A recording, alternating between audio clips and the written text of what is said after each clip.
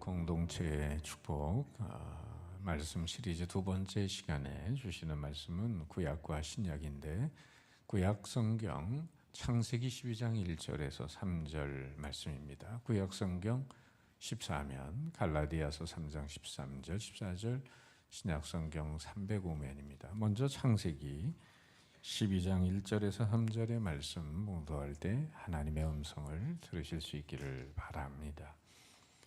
여호와께서 아브라함에게 이르시되 너는 너의 고향과 친척과 아버지의 집을 떠나 내가 네게 보여줄 땅으로 가라. 내가 너로 큰 민족을 이루고 네게 복을 주어 네 이름을 창대하게 하리니 너는 복이 될지라. 너를 축복하는 자에게는 내가 복을 내리고 너를 저주하는 자에게는 내가 저주하리니 땅의 모든 족속이 너로 말미암아 복을 얻을 것이라 하신지라. 또 신약 성경 305면입니다. 신약 성경 305면, 갈라디아서 3장 13절 14절 말씀 봉독할 때 살아계신 주님의 음성을 들으실 수 있기를 바랍니다. 그리스도께서 우리를 위하여 저주를 받은 바 되사 율법의 저주에서 우리를 속량하셨으니 기록된 바 나무에 달린 자마다 저주 아래에 있는 자라 하였습니다. 이는 그리스도 예수 안에서 아브라함의 복이 이방인에게 미치게 하고 또 우리로 하여금 믿음으로 말미암아 성령의 약속을 받게 하려 함이라. 아멘. 사람마다 누구나 다 복 받기를 원합니다.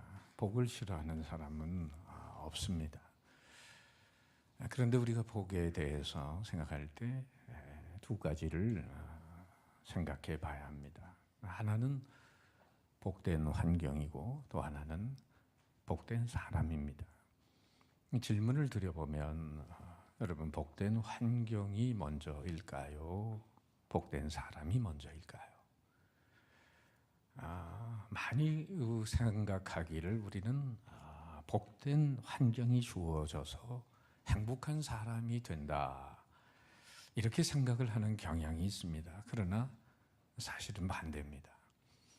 우리가 생각해야 하는 것은 첫째, 복된 환경 이전에 복된 사람이 먼저다 하는 것입니다. 그것은 좋은 나무가 먼저인가, 좋은 열매가 먼저인가를 생각해 보면 금방 알 수 있습니다. 좋은 나무가 되면 좋은 열매는 저절로 맺히게 되는 것입니다. 따라서 좋은 열매 이전에 좋은 나무가 있듯이 복된 환경 이전에 복된 사람이 있습니다. 아담과 하와를 생각해 보세요. 그들이 거했던 선악과를 먹기 이전에 그들이 살았던 에덴 동산, 그야말로 환희의 동산이고 파라다이스입니다. 영생하는 실과를 먹으면서 아무런 고민도 없이 하나님과 더불어 평안히 살 수 있는 복된 환경이었습니다. 세상이 그보다 더 좋은 데가 어디 있겠어요? 근데 문제는 복된 사람이 되지 못했습니다. 그러다 보니까 그 낙원을 상실당하고 말았습니다. 여러분, 우리가 잘 아는 시편 1편은 어떻게 시작하죠? 복 있는 사람은, 복이란 이렇게 복을 얘기하지 않고 성경은 복 있는 사람이 누구냐 하는 것을 우리에게 가르쳐 줍니다. 어느 면에 복된 사람은 환경에 상관없이 행복합니다. 일이 생기면 기회가 주어졌다고 좋아합니다. 고독하면 자유를 누리게 되었다고 좋아하죠. 건강하면 일할 수 있다고 좋아하고 병들면 기도할 수 있어서 좋아합니다. 하는 일이 순탄하면 만사를 형통케 해주신 하나님의 은혜에 감사하고, 고난과 역경에 처하면 자신을 단련시켜 주시고 정화시켜 주시는 하나님의 세심한 은혜에 또 감사할 수 있습니다. 복음의 길이 열리면 하나님의 일 하게 되니 좋고, 고난당하면 주님의 고난에 동참할 수 있으니 더욱더 감사하는 마음을 갖게 됩니다. 여러분, 이런 사람이 복된 사람 아니겠어요? 어떤 처해 있는 환경과 여건에 상관없이 어디서나 감사하고 행복한 사람이죠. 따라서 그런 사람은 외부 상황에 따라 움직이는 온도계 같은 신앙인이 아니고 바깥 환경에 따라 내부의 온도를 조절하는 온도 조절계 같은 신앙인입니다. 자, 그리고 복에 대해서 생각할 때 우리가 또 하나 깊이 생각해야 할 것은 뭐냐면, 두 번째, 복이란 나 혼자만이 행복해서 복될 수는 없다는 것입니다. 여러분, 나는 배불리 먹어서 좋은데 내 곁에 있는 사람이 굶어 죽어가고 있다면 그것을 나는 행복이라고 말할 수 있을까? 나는 건강한데 내 사랑하는 사람이 중환자실에서 숨을 허덕이며 고통 속에 있다고 할 때 나는 정말 행복하다고 말할 수 있는 것인가? 다 같이 건강해 행복한 거죠. 참된 복은 나 한 사람에게 달려있는 게 아니라 같이 행복하고 같이 기뻐해야 되고 같이 복이 돼야 한다 하는 것입니다. 오래전에 행복학 강사로 알려졌던 최윤희 씨가 인간 유형에 대해서 4가지를 이야기했는데, 첫째는 친구 따라 강남형이 있습니다. 바람 따라 유행 따라 남이 하는 대로 해야 편안한 사람입니다. 친구 따라 끌려다니고 자기 주관이라고는 전혀 없이 사는 사람이에요. 두 번째는 배째라형이 있습니다. 남들이 뭐라 하든 자기 속 편한 대로 사는 거예요. 주위 사람들에게 폐를 끼쳐놓고도 큰 소리 땅땅 치고 사는 인생을 배째라형이라고 하죠. 세 번째는 하루살이 형이 있습니다. 세상 다 그렇고 그런데 뭘 그렇게 악착같이 살려고 바둥거리냐, 대충 살자, 이런 사람 하루살이 형입니다. 넷째는 펄럭이는 깃발형이 있습니다. 자기 주관과 소신을 가지고 자신의 깃발을 또 펄럭이면서 당당히 사는 사람을 말합니다. 자, 그런데 여기서 한 가지 저는 더 제시하고 싶은 사람이 있어요. 그 사람은 출세에서 남주자형입니다. 여러분, 내가 먼저 복을 받고 그 받은 복으로 다른 사람을 행복하게 해주자는 것입니다. 나 때문에 이웃이 잘 되고 모두가 행복할 수 있는 삶을 사는 것, 바로 행복 전도사, 축복의 통로로 살아가는 삶을 말합니다. 성경에 요셉 같은 사람은 배다른 형제에게 그 시기 질투로 애굽의 노예로 팔려갑니다. 정말 노예 생활이 무슨 환경이 좋겠습니까? 거기다가 또 보디발란의 유혹을 뿌리친 결과로 감옥에 갑니다. 더 어려운 환경에 처해집니다. 요셉은 날씨로 말하면 아주 궂은 날씨 속에 들어가 있지만 그의 인격과 신앙을 보면 늘 햇빛과 같은 삶을 살아갑니다. 어디서든지 복을 누리고 복을 끼치는 자로 살아가고 있습니다. 그렇게 보디발이 볼 때도 요셉이 하나님과 함께하는 걸 보게 되고, 감옥에 가서도 재반 사무를 다 맡아서 하게 되고, 술 맡은 관원 또 굽는 관원의 꿈을 해몽해 주므로 그들의 얼굴에 근심빛까지 헤아려주는 축복의 통로로 살아갈 때 하나님은 그를 높이셔서 마침내 애굽의 총리가 되게 하십니다. 그리고 흉년에서 애굽을 건져내고 또 자신의 민족을 건져내는 축복의 통로가 돼요. 여러분, 행복의 조건은 환경이나 여건에 있는 게 아니라 바로 나 자신의 마음가짐에, 태도에 달려있다. 그러므로 중요한 것은 복된 환경 이전에 복된 사람이 먼저 되어야 할 줄로 믿습니다. 그렇다면 성경에서 가장 복된 사람의 모델을 들라 하면 어떤 사람을 들 수 있을까? 저는 많은 사람이 있지만 그 중에 한 사람 들라면 모든 민족의 믿음의 조상이 된 아브라함을 들고 싶습니다.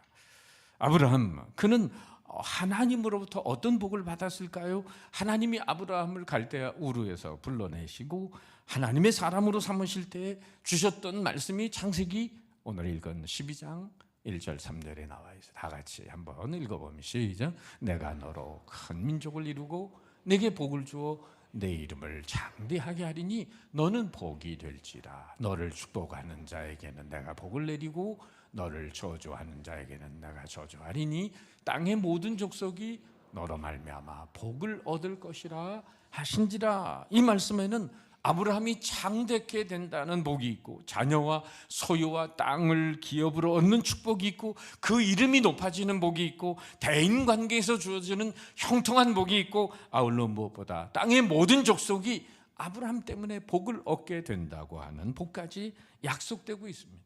그러니까 아브라함이 복되다 하는 것은 아브라함 자신만 복되다는 게 아니라 그로 인해서 그 가정이 복되고 그의 민족이 복되고 심지어 나아가서는 열방이 복되게 된다. 정말 복의 근원이 되는 삶을 살아가는 사람으로 하나님의 축복을 받게 됩니다. 실제로 아브라함은 유대인 이스라엘 사람들만의 조상이 아니에요. 오늘 기독교인의 믿음의 조상입니다. 가톨릭 성도들에게도 마찬가지고 심지어 회교권 이슬람 성도들도 자신의 믿음의 조상으로 삼고 있어요. 여러분, 하나님이 아브라함을 얼마나 창대케 해주셨습니까? 갈대아 우르에서 우상을 섬기며 허탄한 삶을 살다가 한순간에 죄로 끝날 그런 인생인데 하나님이 그 인생을 선택하셔서 얼마나 그를 복되게 만들어 주셨습니까? 아브라함을 복의 근원으로 삼으신 하나님께서 저와 여러분도 아브라함과 같은 복을 누리는 인생이 되게 하실 줄 믿습니다. 이미 그 복을 누리고 계신 분도 계시고요. 그렇게 되기를 여러분 주님의 이름으로 축원합니다. 여러분, 그렇다면 진정 아브라함이 누렸던 그 축복을 우리도 누리는 비결이 무엇일까? 오늘 갈라디아서 말씀을 통해서 우리는 그 해답을 얻을 수 있습니다. 먼저 6절 7절의 말씀을 들여다보면 아브라함이 하나님을 믿음에 그것을 그에게 의로 정하셨다 함과 같으니라. 그런즉 믿음으로 말미암은 자들은 아브라함의 자손인 줄 알지어다. 창세기 15장에 보면 하나님을 아브라함이 믿었습니다. 백세에 그런 아들을 주실 것을 믿었기 때문에 그것을 의로 여기셨다라고 했어요. 그러니까 아브라함이 하나님의 엄청난 축복을 받은 비결을 요약하면 두 가지입니다. 하나는 믿음과 순종입니다. 따라합시다. 믿음과 순종. 따라서 구체적으로 말씀드리면 백세에 주신다고 약속하신 아들을 믿는 믿음, 하나님이 주시겠다고 하는 그 약속을 믿는 믿음, 그리고 모리아산에 그 아들을 바치는 순종을 통해서 하나님의 모든 축복을 누리고 전하는 복의 근원이 됩니다. 사실 믿음과 순종은 동전의 양면과 같습니다. 믿음이 나무의 뿌리라고 한다면 순종은 그 나무의 열매에 해당합니다. 참 믿음이 있는 사람은 순종할 수밖에 없습니다. 사실 순종이 없는 믿음은 참 믿음이 아닙니다. 에덴 동산에서 여러분, 아담과 하와에게 하나님이 말씀하셨어요. 다른 건 다 먹어도 되는데 선악과를 먹으면 정령 죽으리라. 그런데 그 선악과를 다 먹었어요. 자, 여러분, 그러면 하나님의 말씀을 믿었나요? 안 믿었나요? 안 믿었으니까 따먹은 거 아닙니까? 바로 또 우리가 어디 백화점이나 쇼핑센터에 갔는데 누가 불이야라고 하는 소리를 외칠 때 여러분, 그 말을 사실로 믿으면 우린 그 자리에 있지 않습니다. 뛰쳐나오게 됩니다. 그러나 믿지 않으면 그 불에 다 죽습니다. 바로 여러분, 그런 의미에서 믿음은 순종과 액션과 행동과 한 맥으로 이어지고 있는 것입니다. 그런 의미에서 오늘 아브라함의 복을 우리도 누릴 수 있는 1차적인 비결은 아브라함이 하나님을 믿음으로 그를 의롭게 여기셨듯이 하나님의 아들 예수님이 십자가에서 나의 죄를 위해 죽으시고 나의 영생을 위해 사흘 만에 부활하신 사실을 믿고 하나님의 교회에 나와 순종하면서 예배드리는 그런 삶을 산다면 죄사함의 은총과 더불어 죽어도 다시 살고 영원히 사는 부활과 영생의 축복을 누리게 될 줄로 믿습니다. 9절의 말씀 함께 읽어봅니다. 다 같이 시작. 그러므로 믿음으로 말미암는 자는 믿음이 있는 아브라함께 복을 받느니라. 믿음으로 우린 복을 받게 돼 있어요. 아브라함이 하나님을 믿음으로 복을 누리게 되었듯이 오늘 말씀드리는 세 가지 중에 첫 번째 진리는 우리도 믿음으로 구원받고 순종으로 축복받는다는 것입니다. 한번 따라할까요? 믿음으로 구원받고 순종으로 축복받자. 여러분, 자, 두 번째 생각할 것이 있어요. 아브라함의 복은 비단 영적인 복만 말하는 것이 아닙니다. 앞에서도 말씀드린 것처럼 아브라함이 받은 복은 하나님의 자녀 되는 축복과 더불어 믿음과 더불어 소유, 지위, 명예, 관계, 다른 사람에게 복을 나눠줄 만큼 축복의 근원이 되고 축복의 통로가 되는 현실적이고 총체적인 축복이었습니다.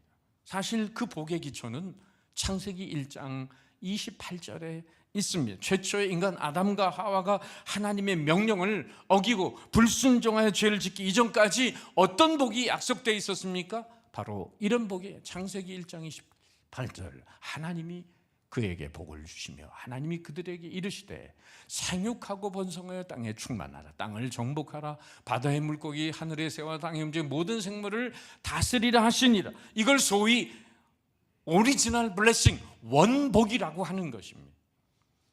그런데 이것이 아담과 하와의 범죄로 인해서 이 복이 깨어져 버리고 만 것입니다. 여러분, 그런데 지금 말씀드린 이 생육, 번성, 충만, 정복, 다스림, 이것은 영적인 복을 말하는 게 아닙니다. 우리가 이 땅에서 필요한 현실적인 복들이에요. 이 생육, 번성, 충만, 정복, 다스림, 이것을 한 단어로 줄이면은 바로 형통이라는 단어가 됩니다. 여러분, 옆에 있는 분에게 형통하시기를 축복합니다. 네. 형통하셔야 돼요. 그런데 이것이 다시금 하나님의 사람 아브라함에게 새롭게 약속된 것이 바로 창세기 12장에서 말하는 복의 근원이 되는 복을 말하는 것입니다. 자, 그렇다면 여기서 의문이 생깁니다. 왜 예수님을 믿고 사는 우리들의 삶의 현실에 아브라함이 누린 복이, 내가 예수 믿었는데도 그 축복을 온전히 우리가 누리지 못하는 것일까? 물론 다 그런 게 아니에요. 오늘날 예수 믿고 잘 사는 분이 있고 형통한 삶을 누리고 계신 분들이 많이 있습니다. 그런데 믿음이 있는 분들 중에는 하나님의 특별한 섭리 가운데 고난과 역경 속에 살아가는 분들도 있습니다. 그런데 제가 말씀드리고 싶은 건 성경이 말하는 일반적인 축복의 원리, 이 땅에 믿음을 가지고 사는 백성들이 구체적이고 현실적인 복을 누리며 살 수 있는 일반적인 원리가 오늘 본문 갈라디아서 3장 14절 본문에 나와 있는 것입니다. 그 해답을 다 같이 읽어봅니다. 시작. 이는 그리스도 예수 안에서 아브라함의 복이 이방인에게 미치게 하고 또 우리로 하여금 믿음으로 말미암아 성령의 약속을 받게 하려 함이라. 이 말씀 중에 눈여겨봐야 될 대목이 있어요. 바로 그것은 그리스도 예수 안에서 아브라함의 복이 이방인에게 미치게 하고. 여러분, 우리는 유대인입니까? 이방인입니까? 우린 이방인입니다. 자, 아브라함의 복이 이방인인 우리들도 예수를 믿으면 누리게 된다라고 말씀하고 있는 거예요. 어디서? 그리스도 예수 안에서. 그렇다면 그리스도 예수 안에서 아브라함의 복이 이방인인 우리에게까지 미친다는 말씀의 의미는 뭘까? 예수님은 가시면서 보혜사 성령님을 보내주셨습니다. 성령님이 우리 안에 있고 우리가 성령님 안에 있습니다. 또 예수님의 몸인 교회를 성령이 오심으로 세우게 됩니다. 오순절 성령의 역사가 임함으로 마가의 다락방에서 최초의 교회가 시작됩니다. 그로 인해 교회의 머리는 그리스도가 되고 교회는 그리스도의 몸이 됩니다. 사도 바울은 에베소에서 교회론을 밝히면서 주제가 되는 성구 에베소서 1장 22절 23절에서 이렇게 말씀합니다. 다 같이 읽으면 시작. 또 만물을 그 발 아래에 복종하게 하시고 그를 만물 위에 교회의 머리로 삼으셨느니라. 교회는 그의 몸이니 만물 안에서 만물을 충만케 하시는 이의 충만함이니라. 어려운 말씀 같지만은 여러분, 쉽게 말하면 교회를 통해서 주님은 만물을 충만하게 하시겠다. 이 세상이 악하고 타락한 세상이 됐는데 이 말은 만물을 충만케 하시는 이의 충만이라고 하는 것은 교회를 통해서 세상에 어그러지고 부패하고 타락한 모든 것을 다시금 원복을 주시는 시발점으로 삼겠다. 바로 교회를 통해서 이 세상을 축복하시겠다는 말씀입니다. 따라서 오늘 우리가 두 번째 생각하는 진리는 우리가 교회 안에 있을 때, 그리스도의 몸인 교회 안에 있을 때 우리는 그리스도 안에 있는 것이 되고 바로 그곳에 아브라함의 축복이 임한다는 것입니다. 할렐루야. 여러분 14절 보시면은 이렇게 되잖아요. 그리스도 예수, 즉 그리스도 예수가 지금 어디 계십니까? 바로 교회가 그리스도의 몸이고 교회의 머리가 그리스도예요. 그러니까 우리가 그 예수 그리스도 안에 있다는 것은 오늘날 교회 안에 있으면 아브라함의 복이 우리에게 미치게 된다는 거예요. 따라서 우리가 아무리 세상살이가 힘들더라도 여러분 교회 안에 거하시기를 축복합니다. 그것이 아브라함의 축복을 받는 원리입니다. 이런 예가 있어요. 아프리카의 기근으로 인해서 과거에 굶어 죽는 사람들이 많았잖아요. 지금도 어려운 사람들이 많습니다. 그렇기 때문에 유엔에서 그 아프리카 곳곳에 낙하산으로 비행기를 통해서 구호품을 떨어뜨리게 되는데, 문제는 어려운 분들이 이 식량을 가져가는 게 아니라 이 나라마다 아프리카에 또 반군 게릴라들이 있어가지고 정부에 대항하는 게릴라들이 이걸 중간에서 인터셉트를 하는 겁니다. 그래서 그들이 먹고 배불리면서 힘을 내가지고 더 열심히 싸워서 그 나라가 더 혼란스러워지는 거예요. 그러니까 나온 방도가 유엔에서 이렇게만 안 되겠구나 해서 좀 시간이 걸려도 Non-Government Organization, NGO라고 하는 이 단체를 곳곳에 세워가지고 그 기관을 통해서 물자를 아프리카의 곳곳에 조달을 하게 되니 중간에 빼앗기는 일이 없이 잘 전달이 되었다는 거죠. 마찬가지로 하나님이 우리에게 축복하실 자원을 하늘나라에 다 준비하고 계시는데, 물론 낙하산으로 투하듯이 하면은 공중의 권세자인 자분자인 사탄이 중간에서 차단을 하게 됩니다.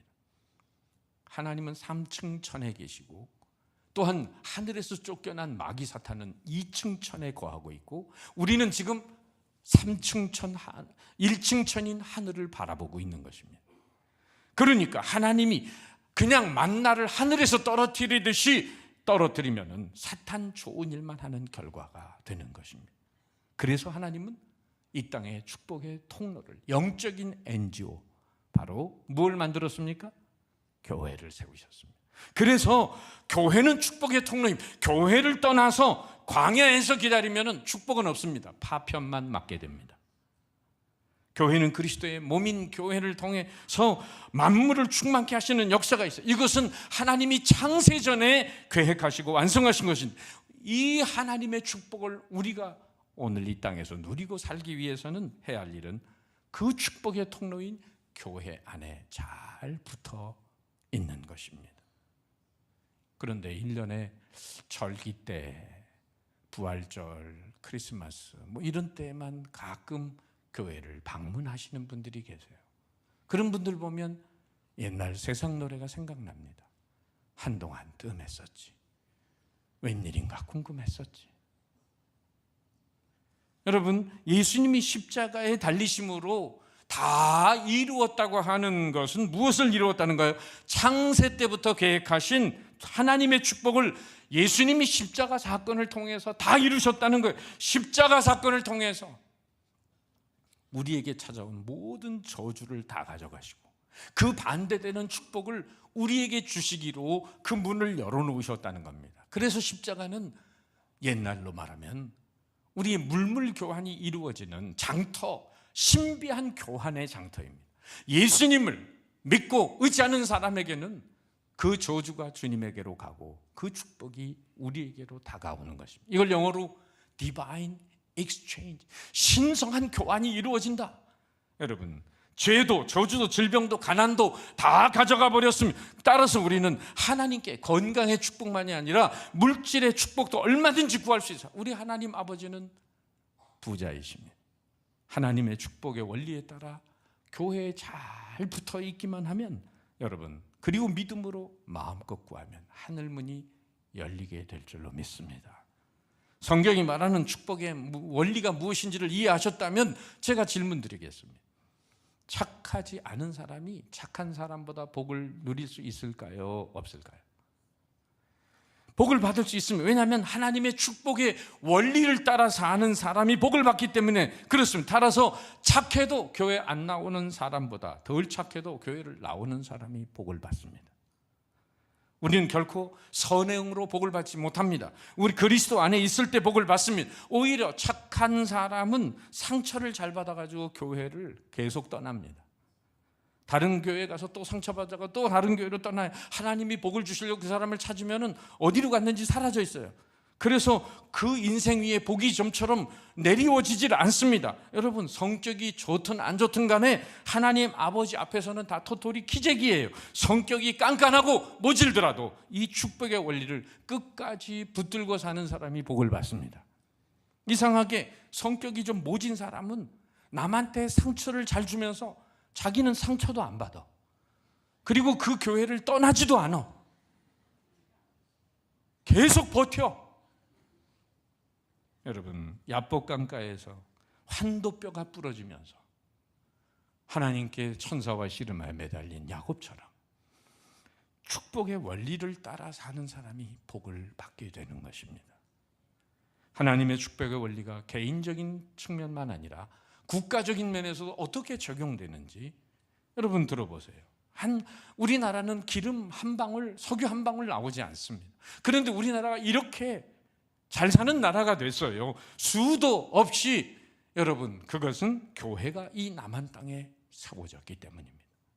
축복의 통로가 이 땅에 수도 없이 세워졌기 때문이죠. 오늘날 남북한을 비교해 보세요. 북한 땅이 사실은 먼저 복을 받았습니다.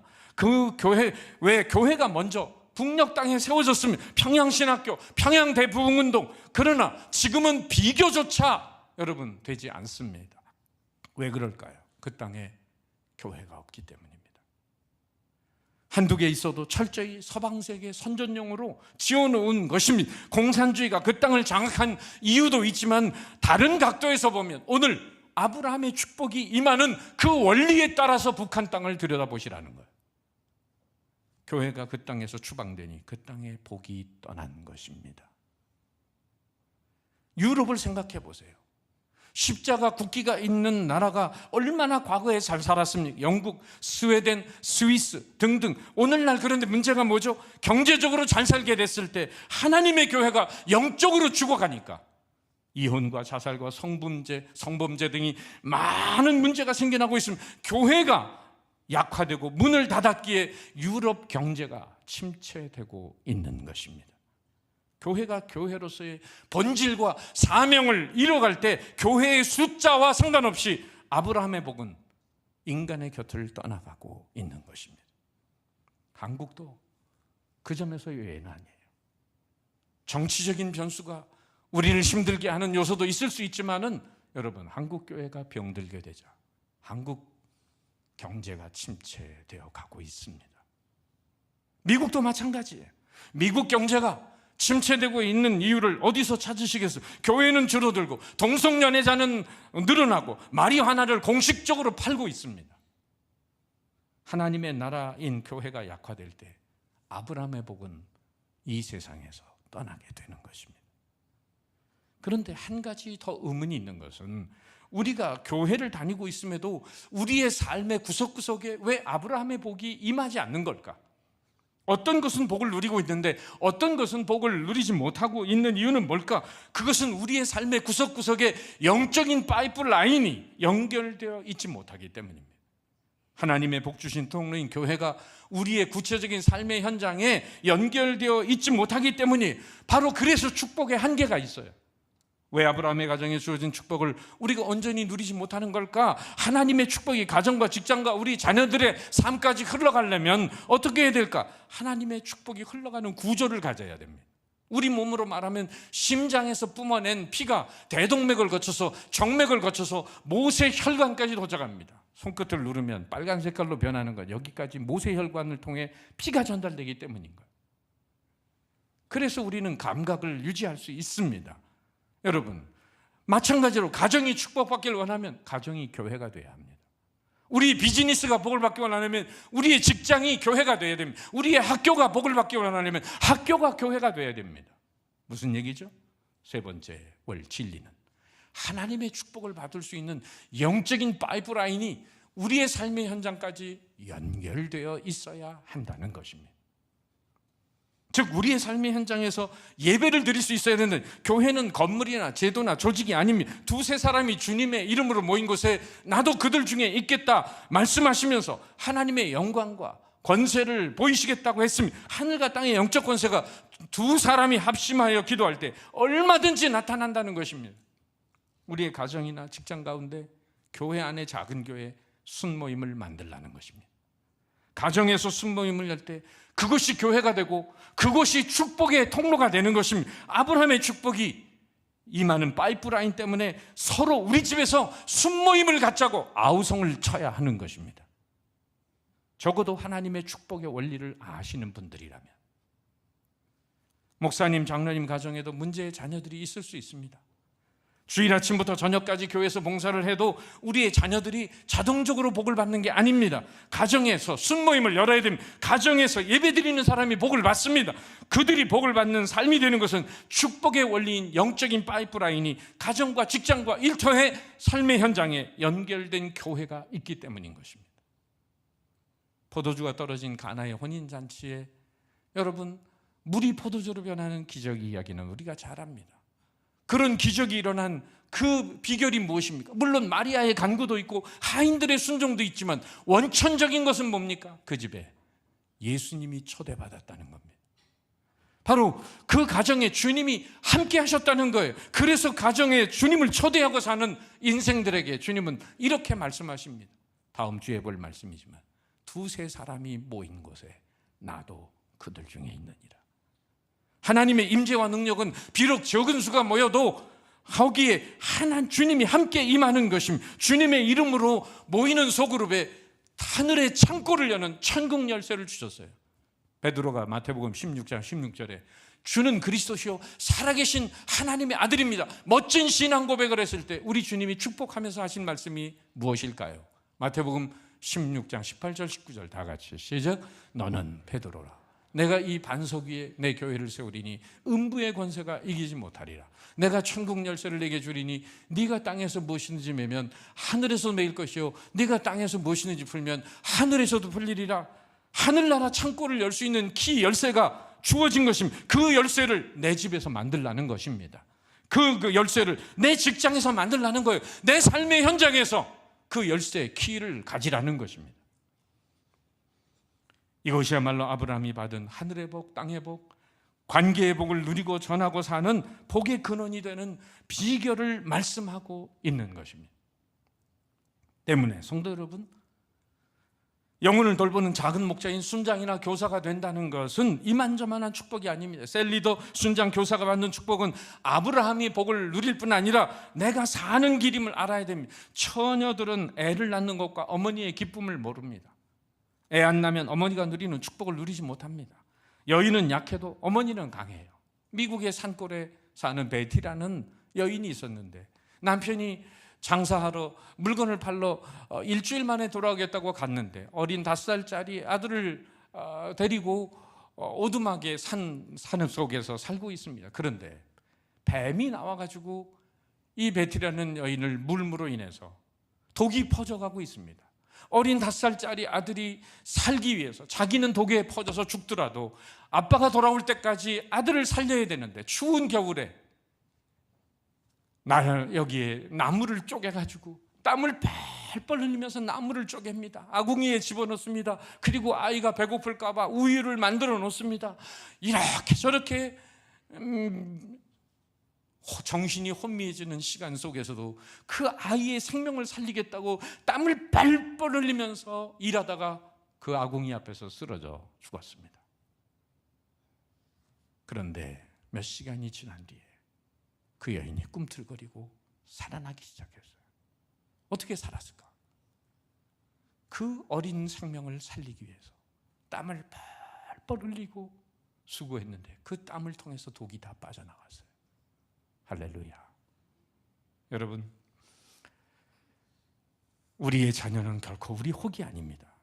그 아이를 양육하는 책임으로 내가 사는 겁니다. 자녀를 키우는 건 부담이 아니라 생존케 하는 능력임을 잊지 말아야 합니다. 독일에서는 아이가 태어나면 양육비를 줘요.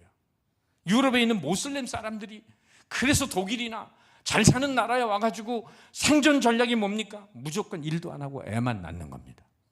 그러면 국가에서 자녀를 많이 낳을수록 엄청난 혜택을 줍니다. 5, 6을 낳으면 집도 줘요.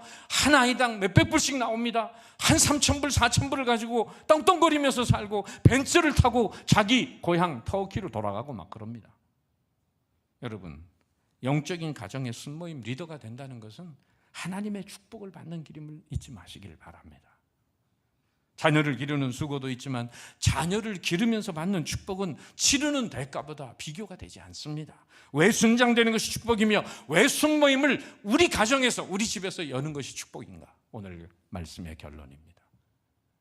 우리 집에서도 아브라함의 축복을 누리기 위해 따라합시다. 우리의 집에서도 아브라함의 축복을 누리기 위해